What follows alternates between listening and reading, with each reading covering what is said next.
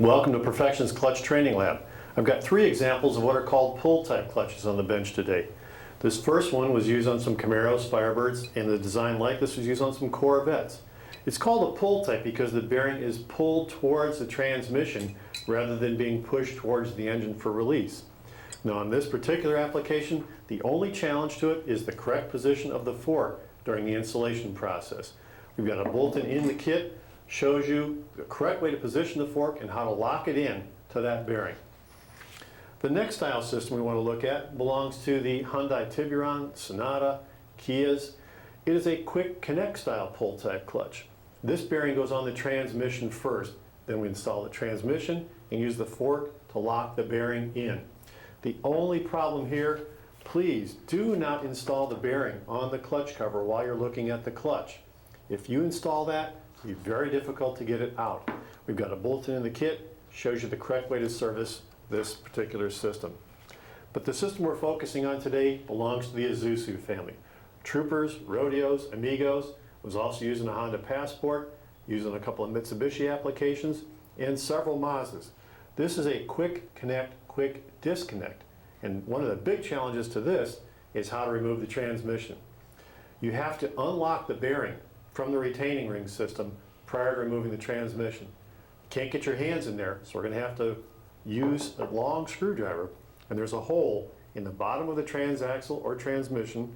You're going to come through that hole with a long screwdriver, hold this plate down, this retaining ring plate, and you're going to twist the screwdriver against the back of the bearing, and you will disconnect the bearing that way. Then you can remove the transmission. So we've got one of these out in the shop right now. Let's go out to the shop and we will service this quick connect, quick disconnect style system. Now what we are trying to do is insert the screwdriver between, I hold that plate in, twist, and pop the bearing out. That unlocks it, allows you to remove the transmission.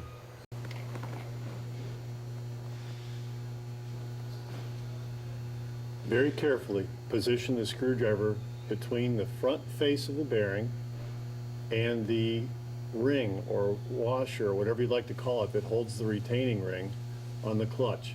You don't want to get in between the retaining ring on the diaphragm springs and the ring that holds the retaining ring. That'll just cause everything to lock up. So now with the screwdriver correctly positioned, it's very difficult to film this. I'm going to twist on the screwdriver, hold the retaining ring in position, and start to pop the bearing out. I hope if I hit it in just the right spots.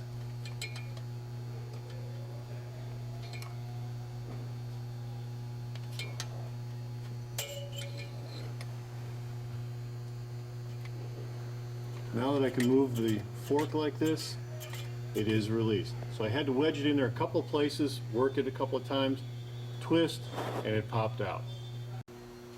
The new pull-type clutch is installed, got a new pilot bearing, we took care of the flywheel, disc, clutch covers bolted up, everything was torqued according to specs.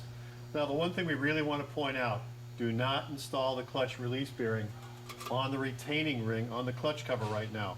This is a quick connect type system. We're going to install this on the transmission, and then after it's all bolted up to the engine, we're going to work the fork, we're going to lock the bearing into the retaining ring, and we'll be able to release that clutch. Now to remove this bearing from the transmission, there's a retaining clip right here, a washer. The pin drops out, then the fork and the bearing can come off the front of the transmission. Clean everything up. There's a bushing inside this fork.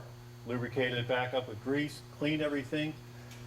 Put some grease underneath the bearing so it slides good and free and clear on that front bearing retainer. Clean up the input shaft spline, a little wire brush, a little solvent, get it good and clean. Also clean up the nose of the input shaft right here. Now I want to take the clutch disc, clean hands, slide it on, make sure it slides free and clear, and then the little pack of grease we put in the kit, smear it around inside that spline and on the input shaft, slide it on, index it, slide it off, wipe up the excess, and we are ready to go. Remember, do not install the bearing on the clutch cover. It goes on the transmission, and we'll lock it in. Now the clutch is installed, the transmission is completely bolted in. Now the next thing we want to do is attach the bearing to the retaining ring on the diaphragm spring. So all I'm going to do is take the fork with my hand, move it to the back, it touches, one good click, and it's locked in. So the slave cylinder later on will come in from here and push against the fork for release, but it's locked in. Servicing pull-type clutches with quick disconnect style bearing systems that lock onto the diaphragm spring, not so hard to do once you know the secret handshake. It's where to put the screwdriver, how to hold it, the twist, and that bearing comes right out. But the first time I did this, it took me almost 3 hours to get this system off on a Mitsubishi Spider. So we wrote a bulletin. It's in each kit that uses this type system. Please read this bulletin. It will save you a lot of time and aggravation on how to take that transmission out. If you have any questions about a clutch, a flywheel, a release system, please call Perfection at 800-258-8312. Press 4. Your call will go to Tony, Steve, Bobby, or myself. We'll be glad to take your call and help you out. See, Dennis, this isn't so hard to do after all.